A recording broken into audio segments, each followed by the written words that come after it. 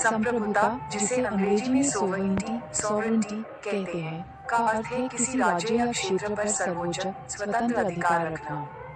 यह एक ऐसा अधिकार है जिसके तहत कोई राज्य बिना किसी बाहरी हस्तक्षेप के अपने आंतरिक मामलों और बाह्य संबंधों का प्रबंधन करता है। संप्रभुता का मतलब है कि राज्य किसी अन्य राज्य के अधीन नहीं है, बल्कि अपनी नीतियों और निर्णयों में स्वतंत्र है। संप्रभुता के प्रकार।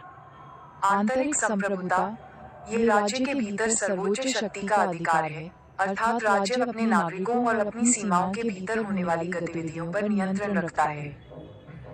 बाहरी संप्रभुता, ये राज्य के अंतर्राष्ट्रीय समुदाय में स्वतंत्रता और समानता का अधिकार है, अर्थात राज्य किसी अन्य राज्य के नियंत्रण में नहीं है और अपनी विदेश नीति को स्वतंत्र रूप से तय कर सकता है। संप्रभुता के महत्व। 1. स्वतंत्रता और स्वायत्तता।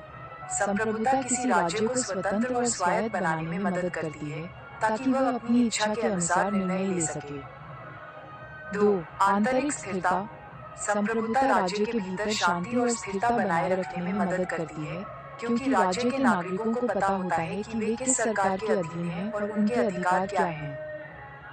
और 3. अंतर्राष्ट्रीय संबंध।